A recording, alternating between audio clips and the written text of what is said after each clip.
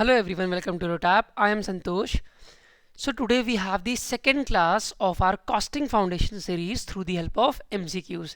तो ये बहुत ही ज़्यादा इम्पॉर्टेंट सीरीज़ है कॉन्सेप्ट को बिल्ड करने के लिए और उसको एक्चुअली में क्वेश्चंस के थ्रू अप्लाई करने में। ठीक है, तो इस सीरीज़ के हर एक लेक्चर बहुत ज़्यादा इंपॉर्टेंट होने वाले हैं आपके कॉन्सेप्ट बिल्डिंग के लिए और आपके फाउंडेशन को स्ट्रॉन्ग करने के लिए। तो फर्स्ट क्लास में what we discussed about few important concept related to the introduction to cost and management accounting, and we also discussed few important concepts related to the material costing as well, right? And then we applied those concepts in the MCQs to be able to retain those concepts for a longer duration of time, right? In today's lecture, what we are going to understand concepts related to the employee costing, and we also call it labor costing, and we are also going to talk about overhead costing as well. And the pattern will be same what we have done in the previous class. First हम क्या करेंगे कि MCQs को पढ़ेंगे और उसको समझने की कोशिश करेंगे कि उसमें कौन से अंडरलाइंग कॉन्सेप्ट समझने के लिए ज़रूरी है। देन उन कॉन्सेप्ट को स्टडी करेंगे, उनको समझेंगे, फिर उस MCQ को दोबारा अटेम्प्ट करेंगे। ठीक है, तो उससे एक्चुअली प्रैक्टिस हो जाएगी कि कॉन्सेप्ट को अप्लाई कैसे करना है। ठीक है, इसे बोलते हैं practical application of concepts, right. अच्छा, तो फर्स्ट क्वेश्चन से शुरुआत करते हैं। The first question we have is overtime is what? Actual hours being more than the normal time, actual hours being more than the standard time, standard hours being more than the actual hours, and the fourth option we have is actual hours being less than the standard time. इस question को करने के लिए कुछ concept जो हमें समझने पड़ेंगे। पहला है ओवर टाइम, फिर है एक्चुअल आवर्स, फिर है नॉर्मल टाइम और है स्टैंडर्ड टाइम। तो एक एक करके कॉन्सेप्ट समझते हैं, पहले कॉन्सेप्ट बिल्ड करते हैं, फिर इस क्वेश्चन को अटेम्प्ट करेंगे। ठीक है, क्वेश्चन समझ में आ गया क्या है कि ओवर टाइम पूछ रहा है कि क्या है। ठीक है, तो ओवर टाइम की जब भी हम बात करते हैं तो please remember it is working beyond normal working hours. तो ओवर टाइम को रिलेट करते हैं हम किससे?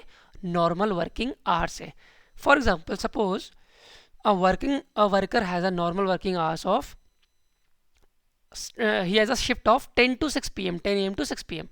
Now if he works before 10 a.m. then also it will be included in the overtime, and if he works after or beyond 6 p.m. suppose he works till 8 p.m. 6 to 8 p.m. he also works, then this period of 6 to 8 p.m. will be counted under overtime. ठीक है, बात समझ में आ गई? बहुत आसान था, कुछ नहीं था। लेकिन इसमें जो इंपॉर्टेंट पॉइंट है वो मैं अब बताने जा रहा हूँ। ओवर टाइम समझ में आ गया? नॉर्मल वर्किंग आवर्स से पहले या नॉर्मल वर्किंग आवर्स के बाद अगर काम करेगा कोई वर्कर तो वो ओवर टाइम में आएगा। बट इसमें जो याद रखने वाली चीज़ है वो ये है, बड़ी ध्यान से समझना है, कोई जल्दीबाजी नहीं है, धीरे धीरे समझेंगे। मान लेते हैं नॉर्मल वेज रेट जो है, जो वर्कर को मिलता है वो 10 रुपीज़ पर आवर के रेट से मिलता है। ठीक है, और नॉर्मल वर्किंग आवर्स से 10 to 6। अब अगर उस वर्कर ने 6 to 8 भी काम किया है, ठीक है, बात समझ में आ रही है? अब इस 2 घंटे के लिए he will not get 10 rupees per hour, he will get more amount than this 10 rupees per hour. क्यों ऐसा? उसको 10 रुपये से ज़्यादा रुपये मिलेंगे इस 2 घंटे ओवर टाइम के लिए पर आवर के रेट के हिसाब से, क्योंकि इसमें ओवर टाइम प्रीमियम ऐड हो जाएगा। लेट सपोज कि उसको 15 रुपीज़ पर आवर मिल रहे हैं इस ओवर टाइम पीरियड के लिए। क्यों? क्योंकि 10 रुपये जो थे ना वो तो नॉर्मल वेज रेट था, वो तो मिलना ही मिलना है, बट वो नॉर्मल वर्किंग आवर से एक्स्ट्रा काम कर रहा है ना, तो उसको 5 रुपये का ओवर टाइम प्रीमियम मिलेगा। This is what is very important here, overtime premium. ये याद रखना है कि जब भी नॉर्मल वर्किंग आवर्स के बियॉन्ड या उसके पहले काम करता है कोई भी ओवर टाइम में, तो उसे ओवर टाइम प्रीमियम भी मिलेगा नॉर्मल वेज रेट के अलावा। तो इससे टोटल अर्निंग आ जाएगी उसकी कि इसने एक्स्ट्रा काम करने में कितने रुपए कमाए हैं। तो now for the overtime period his wage rate will be 15 rupees which includes normal wage rate plus the overtime premium. This is what very important concept है, राइट। चलो क्वेश्चन दोबारा करते हैं, क्या है? Overtime is related to what? अभी हमने डिस्कस किया कि ओवर टाइम किससे रिलेटेड है? नॉर्मल वर्किंग आवर्स है। तो first option says actual hours being more than the normal time, तो this is the correct answer here. See often student gets confused between first and second option. Second option says actual hour being more than the standard time. So it is somewhat confusing, but please remember जब भी हम over time की बात करते हैं तो it is related with the normal time. अच्छा, तो ये स्टैंडर्ड टाइम होता क्या है ये भी समझ लेते हैं। जब भी हम स्टैंडर्ड टाइम की बात करते हैं ना, तो ओवर टाइम के कॉन्टेक्स्ट में स्टैंडर्ड टाइम की बात नहीं करते हैं। स्टैंडर्ड टाइम का एग्जांपल एक दे देता हूँ। लेट्स सपोज कि एक यूनिट को प्रोड्यूस करने में जो बजटेड आवर्स हैं, जो टाइम अलाउड किया गया है मैनेजमेंट के द्वारा, मैनेजमेंट के थ्रू वो किया गया है 10 आवर्स। मैनेजमेंट ने बोला है कि 1 unit of product should be produced in 10 hours. तो this is what your standard time is, this is a standard limit set by the management, इसको स्टैंडर्ड टाइम कहते हैं।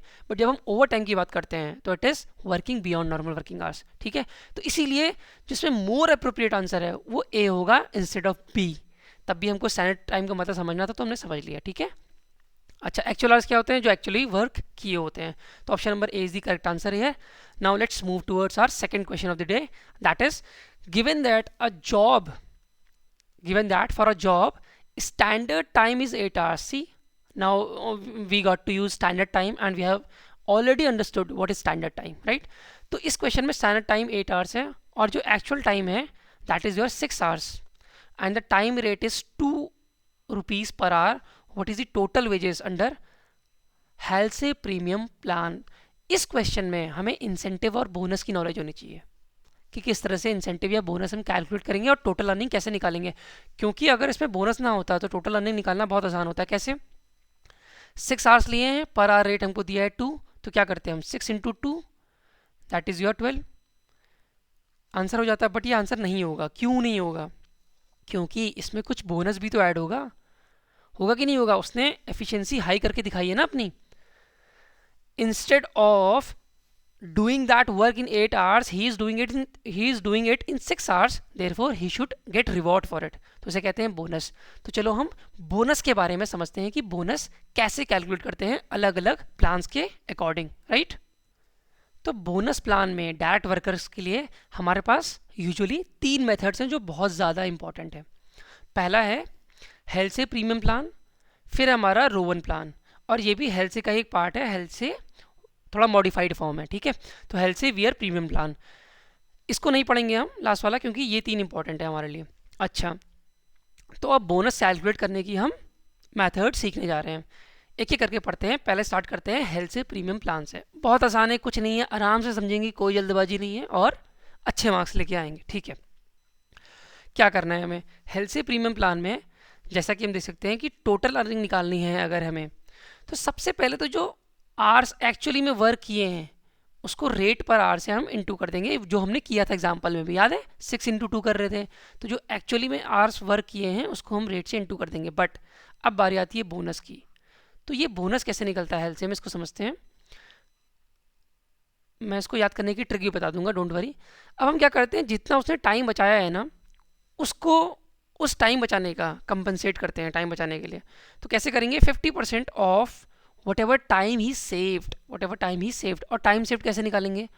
जितना स्टैंडर्ड टाइम था, जितना उसने एक्चुअली काम किया, जितने जितने आवर्स में उसने काम कर लिया, तो एस माइनस एच कर देंगे। Standard time minus actually hours worked, ठीक है। और इसको दोबारा से इंटू कर देंगे रेट पर आवर से। तो इस तरह से हम बोनस निकाल देंगे और बोनस को इसमें ऐड कर देंगे तो हमारी टोटल अर्निंग आ जाएगी। अच्छा, लेकिन सर ये 50% कैसे याद होगा? मैं बता रहा हूँ, डोंट वरी। ये 50% ऐसे याद होगा कि नाम देखो क्या है, Halsey premium plan. Halsey means half, you can relate it to half, Halsey and half. तो जहाँ हाफ की बात आती है 50%, 50% इज हाफ ना, ठीक है। तो ये हमें समझ में आ गया। सर आप आगे बताइए। बिल्कुल बताता हूँ मैं। हेल्थ से वियर प्रीमियम प्लान ये थोड़ा सा मॉडिफाइड फॉर्म है और कुछ नहीं, फॉर्मूला बिल्कुल सेम है, ठीक है। एच इंटू आर करेंगे, बस इसमें डिफरेंस ये है कि 33.33% लेंगे ऑफ द टाइम सेव। तो जहाँ पे हमने 50% किया था वहाँ पे अब हम क्या कर देंगे 33% कर देंगे, और कोई डिफरेंस नहीं है। फिर भी ये कोई बहुत ज़्यादा इंपॉर्टेंट है नहीं, बट फिर भी मैंने बता दिया ये 33% है, इसमें कन्फ्यूज़ नहीं होना है।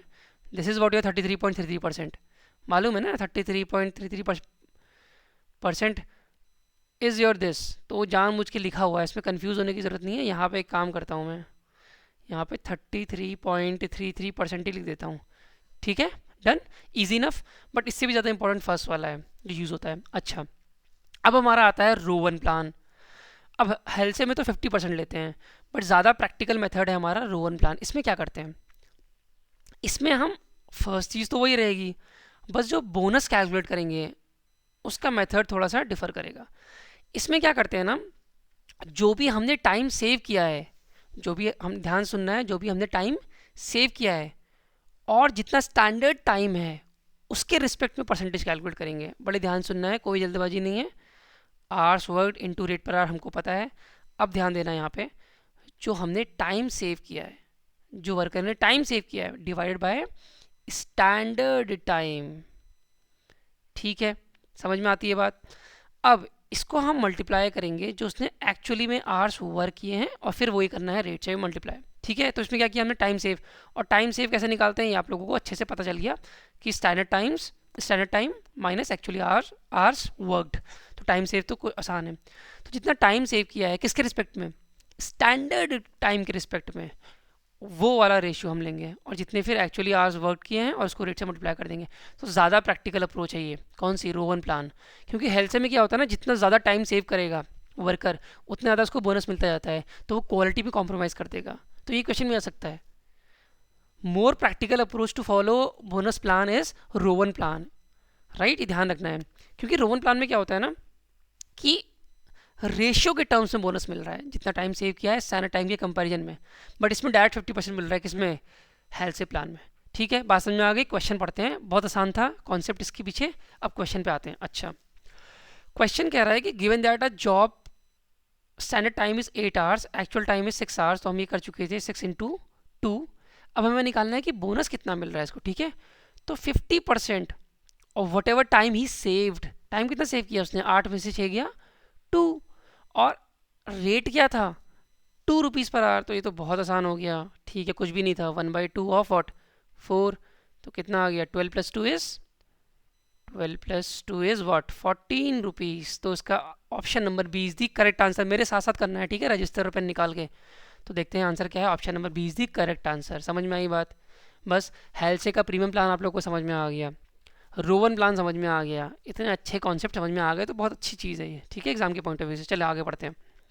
Question number 3 says which of the following statements are incorrect. Incorrect बताना है। ठीक है, अब ये उसी का कॉन्सेप्ट है जो हमने पढ़ा था। Bonus under Rowan scheme is paid as proportion of standard time to actual time. No, not at all.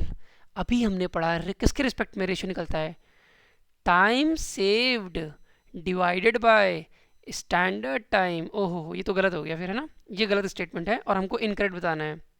ठीक है, तो जिसमें इसमें क्रॉस लगेगा वो आंसर हो जाएंगे। Labour cost is the second element of cost, है क्या ऐसा, बिल्कुल है। याद करो, फर्स्ट क्लास में मैंने बताया था, फिर से बता देता हूँ, मेरा तो काम है पढ़ाना, है ना। तो डायरेक्ट मटेरियल पढ़ रहे थे हम जब हम कॉस्ट निकाल रहे थे, फिर पढ़ रहे थे डायरेक्ट लेबर, फिर पढ़ रहे थे डायरेक्ट एक्सपेंसेस जो कि मिल के बनाते हैं प्राइम कॉस्ट, फिर हम ओवरहेड पढ़ रहे थे।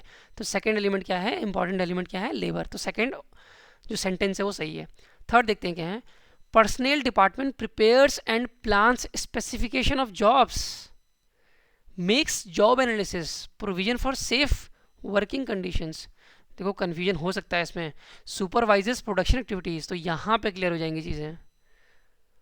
Personal department, HR department production activities को सुपरवाइज नहीं करेगा, वो इंजीनियरिंग डिपार्टमेंट करने वाला होता है।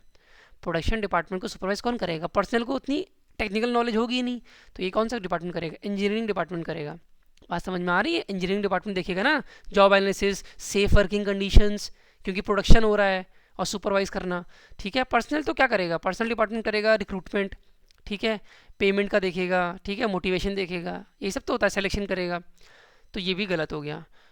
तो हमारे 1 और 3 इनकरेक्ट स्टेटमेंट है। So option number B should be the correct answer.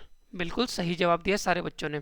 ठीक है, now we have some information related to the question number 4 to 8, and based on this information we have to find out our solutions for next 4 to 8 questions, right? Now question says calculate the earnings under straight piece rate system and Taylor's differential piece rate system. So we have two concepts here that we need to understand, that we need to discuss. First we are going to discuss about straight piece rate system, then we are going to discuss about the Taylor's differential piece rate system. ठीक है, तो बहुत tough नहीं है, commerce में कुछ tough तो होता नहीं वैसे भी, ठीक है, तो बहुत लॉजिकल है। तो पहले हम समझते हैं कि स्ट्रेट पीस सेट सिस्टम क्या होता है, फिर हम समझेंगे कि Taylor's differential piece set system क्या होता है, देन हम क्वेश्चन अटेम्प्ट कर लेंगे, ठीक है। स्ट्रेट पीस रेट सिस्टम क्या है, जैसा कि नाम से सजेस्ट कर रहा है, पर यूनिट का रेट क्या डिसाइड हुआ है। मान लेते हैं कि पर यूनिट का जो रेट डिसाइड हुआ है वो 10 रुपीज़ हुआ है, ठीक है। अब एक वर्कर ने 100 यूनिट्स प्रोड्यूस किया, मैन्युफैक्चर की, तो उसको कितने रुपए मिलेंगे, उसकी अर्निंग कितनी होगी, 100 यूनिट्स इंटू 10। दो even though if he has not produced these units within the standard time limit or within the standard time, then also he is going to get 100 into 10 rupees, that is 1000 rupees.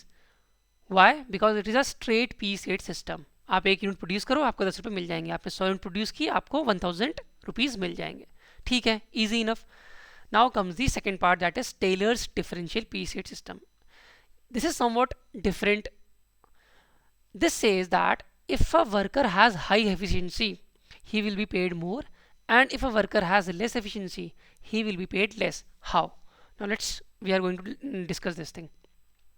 See, एक unit produce करने में again मिल रहे हैं 10 rupees, but management ने बोला कि आपको एक पर्टिकुलर टाइम लिमिट में, लेट्स से 1 मंथ में 1000 यूनिट प्रोड्यूस करनी है, ठीक है जी, समझ में आती है बात।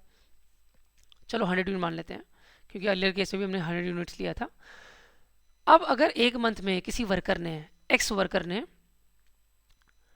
110 यूनिट प्रोड्यूस कर दी उसी 1 मंथ में की, तो उसे बेनिफिट मिलेगा इस चीज़ का। क्या बेनिफिट मिलेगा, स्टैंडर्ड यूनिट्स थी 100 एक मंथ 1 मंथ के टाइम में, बट उसने 110 कर दी, तो डिफरेंशियल पीस रेट सिस्टम ये कहता है टेलर का कि अब उसे 10 रुपीज़ पर यूनिट के हिसाब से नहीं मिलेंगे, अब इसको बढ़ा करके हम 12 रुपीज़ कर देंगे, मतलब कि 100% से हम इसको 120% कर देंगे एज पर the Taylor's differential piece rate system. अब इसको 12 रुपीज़ पर रेट के हिसाब से मिलेंगे रुपए, तो 12 इंटू 110 यूनिट करोगे तब इसकी अर्निंग आ जाएगी। अगेन एक और एग्जांपल लेते हैं, अगर वाई सपोज है वर्कर, इसने 90 यूनिट्स ही प्रोड्यूस की पर मंथ में, पर करनी तो 100 थी, इसकी पर यूनिट जो अर्निंग होती है उसको डिक्रीज़ कर दिया जाएगा, 10 रुपीज़ से उसको 8 रुपीज़ कर दिया जाएगा, मतलब 100% से 80% पे डिक्रीज़ कर दिया जाएगा। ये 80% और 120% एग्जाम के क्वेश्चंस में गिवन होगा, हाँ, ये 130 भी हो सकता है, 150 भी हो सकता है, 80 वाला 70 भी हो सकता है, डिपेंड करता है मैनेजमेंट के डिसीजन पे। उस डिस्कशन पे हम नहीं जाएंगे कि मैनेजमेंट ने सही किया कि नहीं किया, ठीक है। तो ये क्वेश्चन में इन्फॉर्मेशन गिवन रहेगी, तो ईजी इनफ, हमको दोनों कॉन्सेप्ट समझ में आ गए। अब हम क्या डिस्कस करने जा रहे हैं, क्वेश्चन को करना, ठीक है। तो नॉर्मल रेट पर आवर दे रखा है हमें कि 1.80 रुपीज़ मिलते हैं पर आवर, पर यूनिट नहीं, पर आवर दिख गिवन है, ध्यान देना है। स्टैंडर्ड टाइम भी दे रखा है पर यूनिट का, डिफरेंशियल हमें दे रखे हैं 80 120, और number of unit produce by the worker A and be given है, और number of work hours per day given है। क्वेश्चन क्या पूछ रहा है देखते हैं, what is normal P set system. तो अगेन क्वेश्चन में आते हैं, नॉर्मल पी सेट सिस्टम मतलब एक यूनिट की क्या पेमेंट मिलेगी, क्या रेट है पर यूनिट, वो निकालना है। तो बहुत आसान है, पर आवर जो रेट डिसाइड हुआ है वो है 180 पैसे है, एग्जैक्टली यस।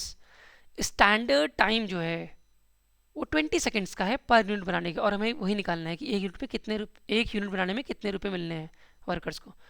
तो 1 आवर का मतलब है 3600 सेकेंड में वर्कर को 180 पैसे मिल रहे हैं, तो 20 सेकेंड में कितने मिलेंगे। क्यों सर आपने 20 ही क्यों लिया, 60 क्यों नहीं लिया, क्योंकि भाई 20 सेकंड में ही तो पर यूनिट बन रहे हैं, तो हमें एक यूनिट की कॉस्ट निकालनी है ना, तो 20 सेकंड में तो निकालेंगे कि कितने रुपए देने पड़ेंगे हम लोगों को, अगर हम मैनेजमेंट है तो, ठीक है, तभी तो निकलेगा कि 1 यूनिट की कॉस्ट क्या आ रही है, 1 यूनिट का लेबर को क्या पेमेंट करना पड़ रहा है। कैसे निकालेंगे, simple mathematics, 180 divided by 3600 multiplied by 20 seconds, ठीक है, ये कैंसिल हो गया, 18 टू 36 20, ओके, तो ये आ गया 1 पैसे पर यूनिट। तो स्टैंडर्ड पीस रेट सिस्टम के हिसाब से 1 पैसे पर यूनिट आ गया आपका आंसर, तो option number A is the correct answer है, ठीक है। सेकंड क्वेश्चन है, what is standard production per day. तो ये भी बहुत आसान है, ठीक है, इसको रब कर लेता हूँ मैं ताकि इसमें दोबारा वर्किंग कर सकूँ मैं, ठीक है। क्वेश्चन नंबर 2 करने जा रहे हैं हम, स्टैंडर्ड प्रोडक्शन। स्टैंडर्ड प्रोडक्शन मतलब कि पर डे कितने कितने यूनिट्स प्रोड्यूस कर रहे हैं, ठीक है। तो पर डे में कितने आवर्स हैं, 8 आवर्स हैं, ठीक है, 8 आवर्स दे रखा है ना, 8 आवर्स हैं, और एक आवर में कितने सेकेंड्स होते हैं? 3600 सेकेंड्स। तो 3600 को इससे मल्टीप्लाई कर दिया जाए, ठीक है। हमें पता करना है कि इस पूरे सेकेंड्स में कितने यूनिट प्रोड्यूस हुए हैं। तो जब 20 सेकेंड्स में 1 यूनिट प्रोड्यूस हो रहे हैं तो इतने सेकंड में कितने होंगे? 20 से डिवाइड कर दो, 20 सेकंड से डिवाइड कर दो इसको। सेकंड सेकंड कैंसिल, ये हमारा 2 कैंसिल हो गया और ये हमारा 2 4 8 हो गया। जब इसको मल्टीप्लाई करेंगे हम तो आ जाएगा 1440 यूनिट्स आ जाएगा, ठीक है। वैसे आपको कैलकुलेटर प्रोवाइड होता है फेज़ 2 में सेबी के। इसको पर कैलकुलेटर से करने की ज़रूरत नहीं है मेरे ख्याल से, पर कर लेना अगर दिक्कत हो रही है तो कैलकुलेटर से भी कर सकते हो, ठीक है। तो 1440 यूनिट्स आ जाएंगी standards units in a day, ठीक है। चेक करते हैं क्या है हमारा। Option number B is the correct answer. Here is the working, but working मैंने आपको बता दी है, समझा दी है, कोई दिक्कत नहीं है, ठीक है। क्वेश्चन नंबर 6 पे आते हैं। What is the earning of worker A under differential piece rate system? ओहो, ठीक है, फिर से इंफॉर्मेशन पे आते हैं। ए का हमें निकालनी है अर्निंग, ठीक है। ए ने कितना प्रोड्यूस किया है? 1300 यूनिट्स प्रोड्यूस किया है। स्टैंडर्ड क्या था? 1440। ओहो, इसने तो भाई काम हल्का काम किया है इसने, तो इसको 80% ही मिलेगा। तो 1 पैसे का इसको 80% ही वेज रेट मिलेगा, क्योंकि मैंने बताया था ना अगर स्टैंडर्ड से कम करोगे तो वेज रेट भी कम हो जाएगा पर यूनिट। तो 1 पैसे का अगर 80% निकालोगे तो कितना आएगा? 0.8 पैसे, इजंट इट, ठीक है जी। अब इसने यूनिट प्रोड्यूस किए हैं 1300, इसकी अर्निंग निकालनी है। तो 1300 यूनिट प्रोड्यूस किए हैं, एक यूनिट में कितने पैसे दे रहे हो? 0.8 पैसे। मल्टीप्लाई कर दो, आंसर आ जाएगा। क्या था इस क्वेश्चन में? कुछ था? जब एक बार बात समझ में आ गई तो क्वेश्चन में कुछ रह थोड़ी जाता है। तो 1 पैसा इंटू 80% निकाला, 0.8 पैसा ही हम कर चुके थे, और 0.8 पैसे को नंबर ऑफ यूनिट से मल्टीप्लाई कर दिया, आ गया आपका 1040 पैसे, जिसको कि रुपीज़ में कन्वर्ट करोगे 100 से डिवाइड करके आ जाएगा 10.40।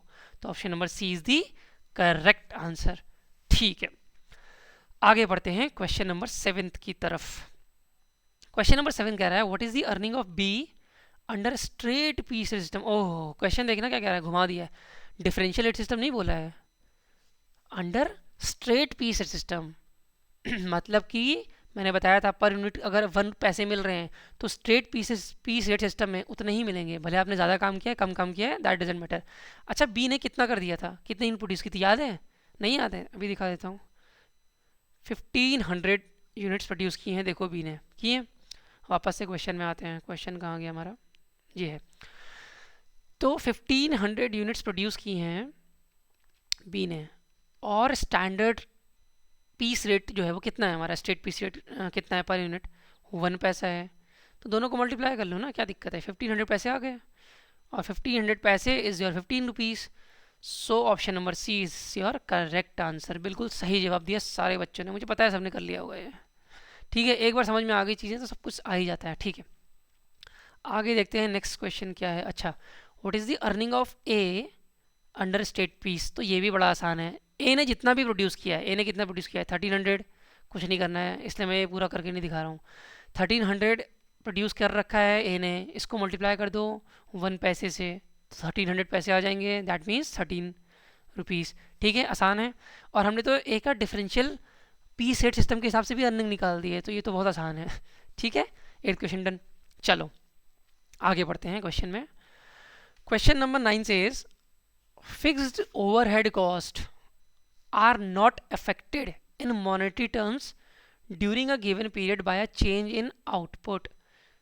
कह रहा है fixed cost, fixed overhead cost. तो इसमें दो कॉन्सेप्ट लग रहे हैं। पहली बात तो भाई कि ओवरहेड कॉस्ट क्या होते हैं, दो मैंने ये पहले लास्ट वाले लेक्चर में जो फर्स्ट लेक्चर हुआ था उसमें बताया है, फिर मैं बता दूंगा दोबारा से। और दूसरा कॉन्सेप्ट लग रहा है कि फिक्स्ड कॉस्ट क्या होती है। तो पहले समझते हैं कि ओवरहेड क्या है। ओवरहेड वो सारी कॉस्ट हैं जिनको हम कॉस्ट पर यूनिट से डायरेक्टली आइडेंटिफाई या एसोसिएट नहीं कर सकते हैं। सर अब इसका क्या मतलब है, आपने क्या बोल दिया, कुछ समझ में नहीं आया, मैं बताता हूँ। अगर हम सपोज इलेक्ट्रिसिटी यूज़ कर रहे हैं डिफरेंट डिपार्टमेंट्स में, बहुत सारे डिपार्टमेंट हैं उसमें इलेक्ट्रिसिटी यूज़ कर रहे हैं, प्रोडक्शन यहाँ हो रहा है लेकिन ये सर्विस डिपार्टमेंट्स भी हैं बाकी, तो क्या हम इस इलेक्ट्रिसिटी को पर यूनिट में बांट सकते हैं? वेरी लॉजिकली बांट सकते हैं, मतलब कि पर यूनिट में कितना खर्चा हुआ होगा इलेक्ट्रिसिटी, नहीं, क्योंकि यहाँ भी इलेक्ट्रिसिटी यूज़ हो रही है, यहाँ भी इलेक्ट्रिसिटी यूज़ हो रही है, यहाँ भी इलेक्ट्रिसिटी यूज़ हो रही है, तो लॉजिकल नहीं है ना।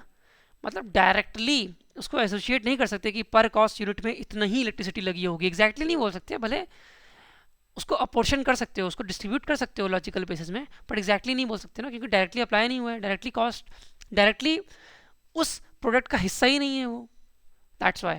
तो जैसे मटेरियल है, अगर मटेरियल आता है इसमें डायरेक्ट मटेरियल लग रहा है कुछ, जैसे मान लो बॉटल्स हैं, बॉटल्स बना रहे हैं डायरेक्ट स्टील लग रहा है, तो हमको पता है कि एक बॉटल स्टैंडर्ड बॉटल बनाने में कितना स्टील लगेगा, तो फिक्स है।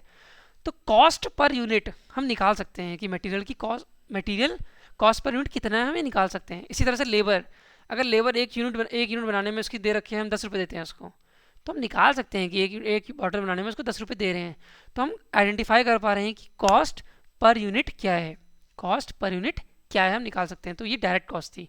But on the other hand अगर हम इलेक्ट्रिसिटी की बात करें तो ये क्या है, ये ओवरहेड है। ये क्या है, ओवरहेड है, क्योंकि इसको कॉस्ट पर यूनिट से एसोसिएट नहीं कर सकते हो, तो इसको बोलते हैं ओवरहेड। ठीक है जी। अब ये फिक्स्ड ओवरहेड क्या है, वेरिएबल ओवरहेड क्या है, कुछ नहीं है। फिक्स्ड ओवरहेड वो मतलब कि such overheads which are fixed which do not change with the change in production or with the change in output, right? Are you getting this thing? So एक certain limit तक अगर हम production change ना करें तो fixed overhead fixed ही रहेगा।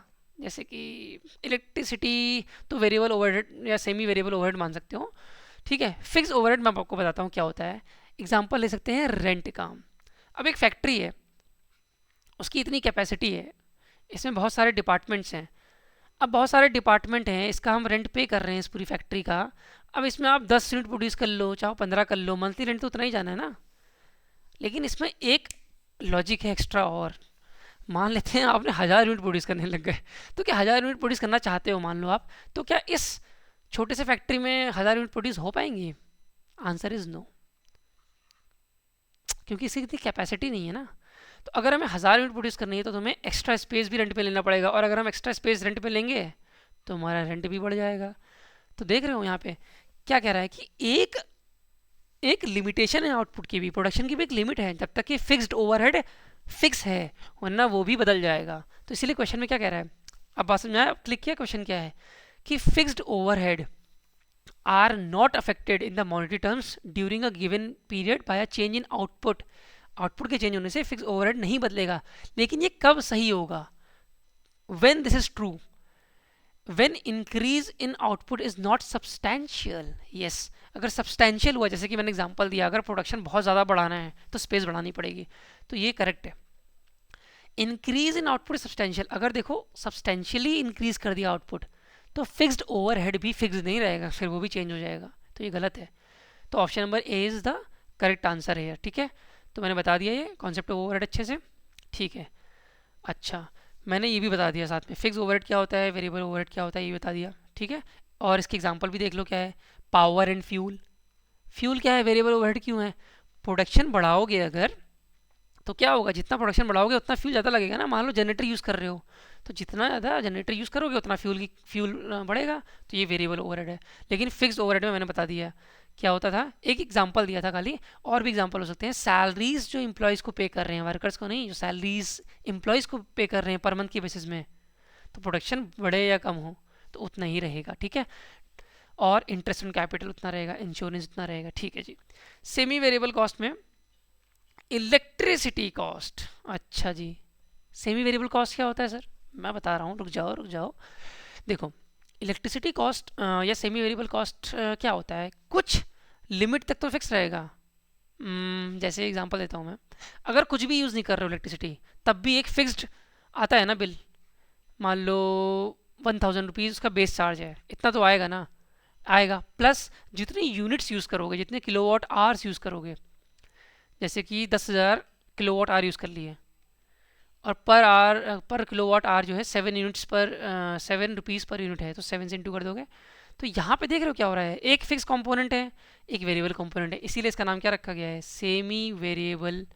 क्या? Semi variable overheads. अब बात समझ में आई? ठीक है, अब समझ गए कि सेमी वेरिएबल क्या होता है, वेरिएबल क्या होता है, फिक्स ओवरहेड क्या होता है। ये कॉन्सेप्ट बिल्डिंग बहुत इंपॉर्टेंट है। मज़ा आ रहा है? मज़ा आ रहा है तो कमेंट, क्या कमेंट, थैंक यू, और क्या कमेंट करोगे? ठीक है, आगे बढ़ते हैं। चलो अब क्वेश्चन की तरफ बढ़ते हैं, वही जिसके लिए हमें कॉन्सेप्ट सीखा इतना सारा।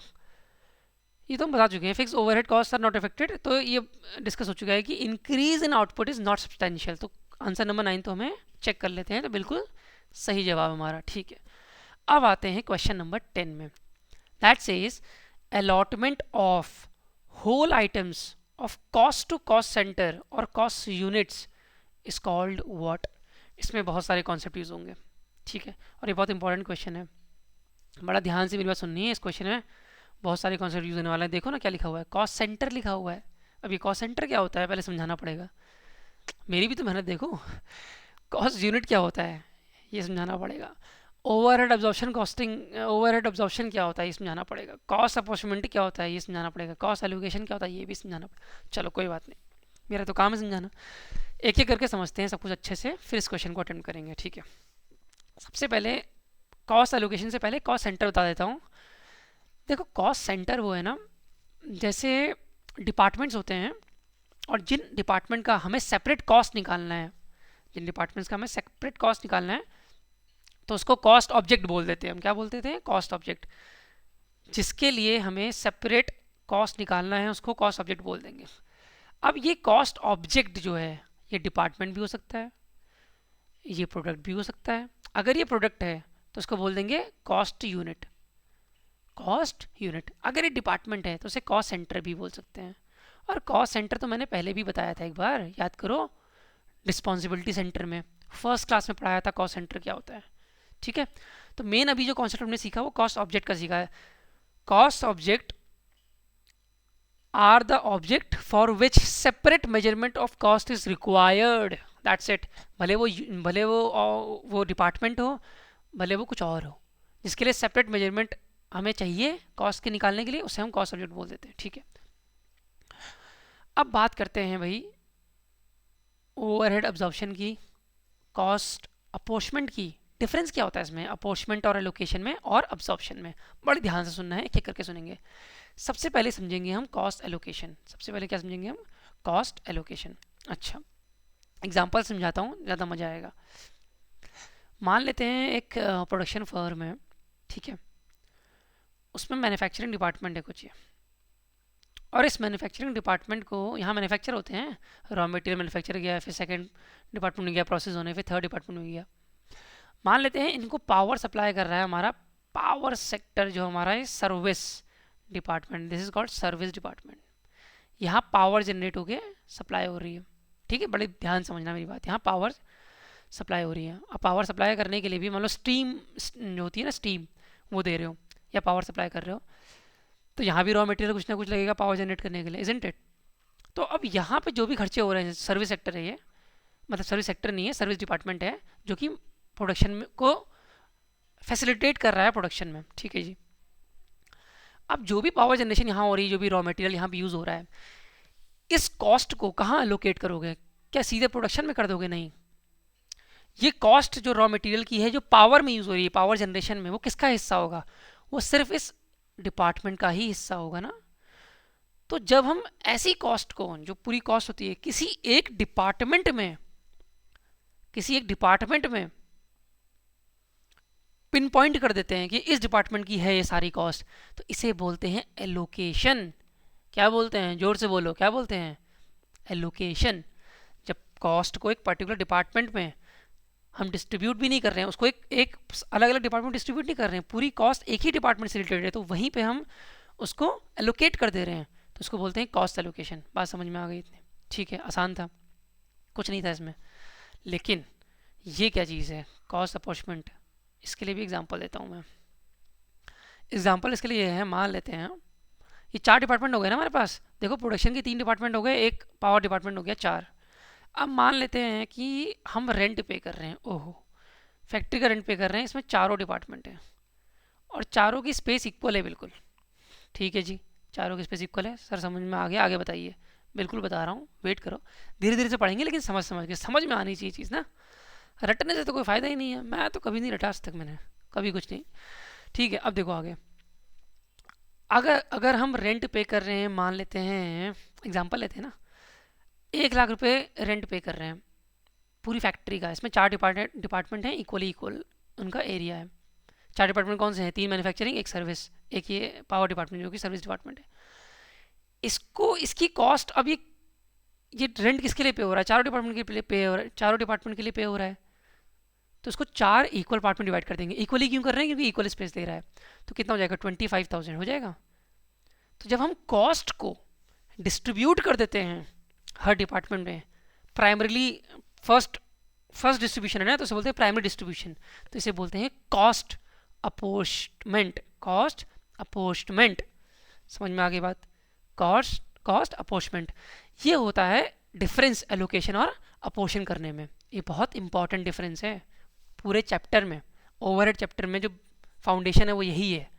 एग्जाम में ऐसे ही पूछे जाएंगे, अगर पूछा जाता है तो ओवरहेड से हो। ठीक है, अपोर्चमेंट समझ में आ गया।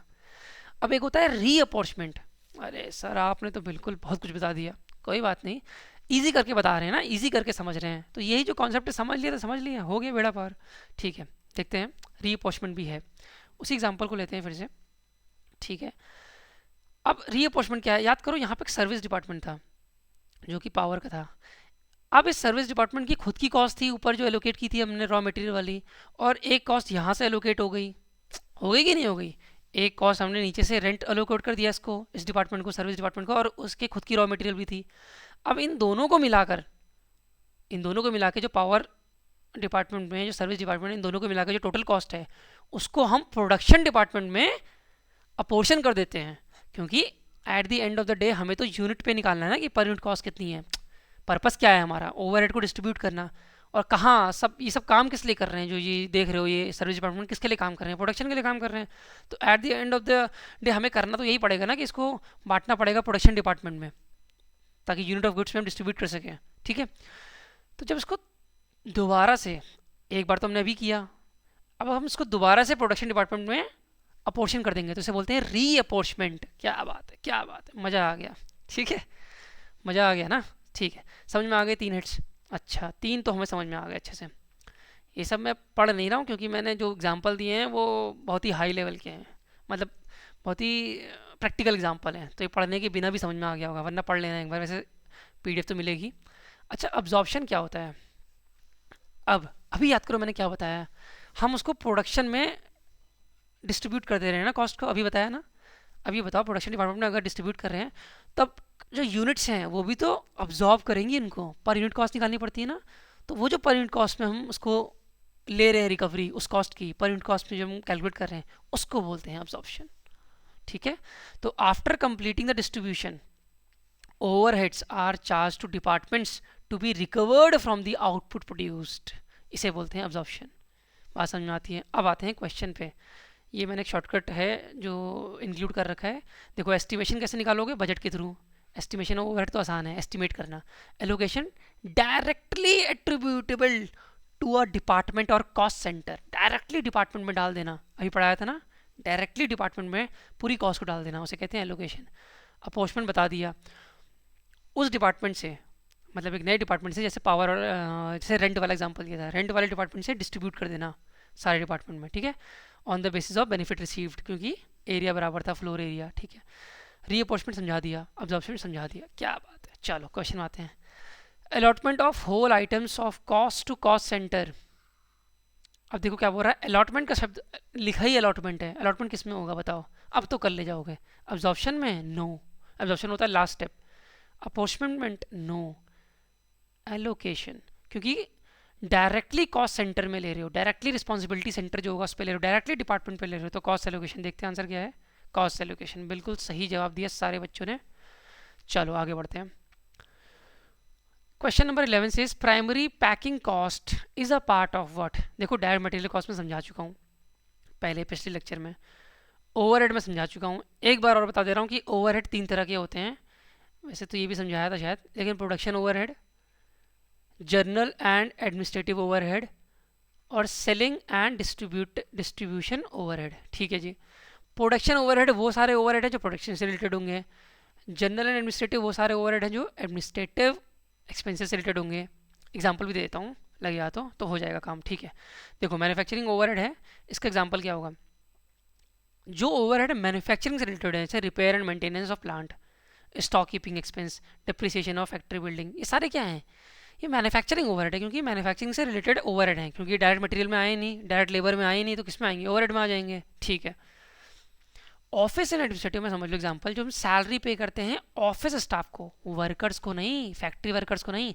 अगर फैक्ट्री वर्कर्स को पे कर रहे थे तो वो डायरेक्ट लेबर में आ गया, ये तो ओवरहेड है। ये तो इनडायरेक्ट की बात कर रहे हैं हम सारे, बात समझ में आ रही है? तो ओवरहेड में ऑफिस एंड एडमिनिस्ट्रेटिव ओवरहेड की बात कर रहे हैं। ठीक है जी। और अब आते हैं सेलिंग या डिस्ट्रीब्यूशन में। जो सेलिंग से रिलेटेड होंगे ओवरहेड सारे के सारे, या डिस्ट्रीब्यूशन से रिलेटेड होंगे। एग्जांपल दीजिए सर। ठीक है, एग्जांपल देता हूँ। सेल्स ऑफिस एक्सपेंसेस, ये हमारा सेलिंग है। सेल्स ऑफिस एक्सपेंसेस, या फिर एडवर्टीजमेंट, सेल करने में लग रहा है ना एडवर्टीजमेंट, तो क्या है ये सेल्स ओवरहेड है। अच्छा, तो सर डिस्ट्रीब्यूशन और सेल्स अलग अलग क्यों लिखा है, ये डिस्ट्रीब्यूशन भी समझा दीजिए। देखो वो भी बता देता हूँ मैं। डिस्ट्रीब्यूशन, देखो सेल्स तो ठीक है, एडवर्टीजमेंट हो गया। डिस्ट्रीब्यूशन मतलब एक्चुअल में जो डिस्ट्रीब्यूट कर रहे हो सेल होने के बाद, उसमें जो लग रहे हैं, जैसे डिलीवरी वैन एक्सपेंसेस। अब जो तुम डिलीवरी कर रहे हो, डिस्ट्रीब्यूट जब कर रहे हो, उसमें जो एक्सपेंस लग रहे हैं वो हैं ये, तो उसको डिलीवरी वैन एक्सपेंस या फिर ट्रांजिट का इंश्योरेंस। पर इतना घुसने की ज़रूरत नहीं है कि सर सेलिंग और अलग नहीं होता है, ये कंपोनेंट एक ही में माना जाता है कॉस्ट शीट में।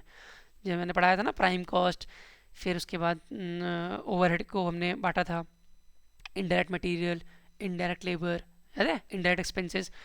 तो जब हम उसमें भी सेग्रीगेशन करते हैं, जब हम ओवरहेड को, तो किस में करते हैं, एक साथ करते हैं। जनरल एंड एडमिनिस्ट्रेटिव ओवरहेड साथ में लेते हैं, सेलिंग एंड डिस्ट्रीब्यूशन साथ में लेते हैं। ठीक है। और ये फैक्ट्री सबसे ऊपर रहता है, फैक्ट्री मैन्युफैक्चरिंग ओवरहेड साथ में लेते हैं। ठीक है। अब आते हैं क्वेश्चन की तरफ। क्वेश्चन तो आसान था और ये आंसर भी आ गया इसमें, तो ठीक है, कोई बात नहीं। प्राइमरी पैकिंग मटीरियल, देखो प्राइमरी पैकिंग मटीरियल है, ओवरहेड तो है, ठीक है, लेकिन ये प्राइमरी पैकिंग मटीरियल, डिस्ट्रीब्यूशन वाला पैकिंग मटीरियल नहीं, प्राइमरी है। तो ये प्रोडक्शन ओवरहेड है। क्या है, प्रोडक्शन ओवरहेड, ये ध्यान रखना, एग्जाम में क्वेश्चन आ सकता है। ठीक है। तो प्राइमरी ओवरहेड क्या हो जाएगा, प्रोडक्शन, क्योंकि ये प्राइमरी लिखा हुआ है इसलिए। अगर लिखा होता सेलिंग पैकिंग या फिर डिस्ट्रीब्यूशन के लिए जो कार्टल्स नहीं होते हैं बड़े बड़े से, जो जहाँ पे डिस्ट्रीब्यूट करते हो, वो होता तो सेलिंग या डिस्ट्रीब्यूशन ओवरहेड में आता। ठीक है, ये ध्यान रखना है। चलो बैड डेट बता दो क्या है। बैड डेट तो बहुत आसान है। बैड डेट क्या है, हमारा सेलिंग ओवरहेड है। क्यों, क्योंकि भाई सेलिंग करोगे तभी तो बैड डेट होगा। सेलिंग एंड डिस्ट्रीब्यूशन सेम होता है, इसमें सेलिंग लिखा है, कोई बात नहीं, सेलिंग एंड डिस्ट्रीब्यूशन ओवरहेड। क्योंकि अच्छा, डिस्ट्रीब्यूशन अगर अलग से भी दे रखा है, देखो दे रखा है इस क्वेश्चन में, तो मोर अप्रोप्रिएट तुम्हारा सेलिंग होगा, मोर अप्रोप्रिएट सेलिंग होगा, क्योंकि सेल करने के बाद बैड डेट हुआ है, मतलब सेलिंग से रिलेटेड है ना बैड डेट, इसलिए मोर अप्रोप्रिएट क्या है, सेलिंग है। वैसे जनरली ये अलग अलग आता नहीं है, बहुत टफ क्वेश्चन बना दिया है, बट कोई बात नहीं, समझ में आ गया ना, चलेगा। आगे देखते हैं हम। Directors remuneration and expenses form part of what, कोई डाउट है इसमें, प्रोडक्शन में आएगा क्या, डायरेक्टर प्रोडक्शन करता है, नहीं। एडमिनिस्ट्रेटिव, बिल्कुल सही जवाब, ये ऑफिस के एक्सपेंसेस है, जो डायरेक्टर होगा उसके रिम्यूनरेशन। ठीक है, तो ऑफिस एंड एडमिनिस्ट्रेटिव ओवरहेड में आ जाएगा। ठीक है, अब सारी चीज़ समझ में आ गई। Next question we have is, ओहो इसका आंसर मुझे नहीं बताना है, इसका आंसर आप लोगों को नोट करना है। तो हमने आज बहुत सारे कॉन्सेप्ट सीखे हैं और बहुत ही एडवांस कॉन्सेप्ट सीखे हैं, तो इस लेक्चर को बार बार देखना है। हाँ, मैं बार बार बोल रहा हूँ, फर्स्ट लेक्चर भी सेकेंड लेक्चर भी, क्योंकि जो फाउंडेशन हमको क्लियर करनी है, कॉस्टिंग है आसान तब जब हमारे बेसिक कॉन्सेप्ट क्लियर हों। तो कॉन्सेप्ट समझने के लिए जितने बार वीडियो देखना पड़े उतने बार देखो, एक बार देखो, दो बार देखो, तीन बार देखो, लेकिन उसको कंठस्थ कर लो, बिल्कुल कंठस्थ समझते हो ना, इंटरनलाइज कर लो बिल्कुल। ठीक है, इस तरह से बिल्कुल आ जाना चाहिए कि क्वेश्चन कोई भी आए हम कर लेंगे। तो इसका आंसर मुझे चाहिए कमेंट में, क्वेश्चन नंबर 6 नहीं, क्वेश्चन नंबर 14 है। और मुझे चाहिए, अगर आप लोग कोई भी कॉन्सेप्ट सीखे हो फर्स्ट क्लास में या सेकेंड क्लास में, मतलब जिसको इंटरनलाइज कर लिया आपने, कॉन्सेप्ट को अच्छे समझ लिया है, तो मुझे चाहिए थैंक यू का कमेंट। ऐसे थोड़ी काम चलेगा, तभी तो अगला लेक्चर आएगा और तभी जल्दी आएगा ना, काम तो बहुत है मेरे पास। तो कमेंट में थैंक यू चाहिए मुझे, और क्या चाहिए, और इस होमवर्क क्वेश्चन का आंसर चाहिए। चलो अब अगले लेक्चर में मिलते हैं, टाटा बाय बाय।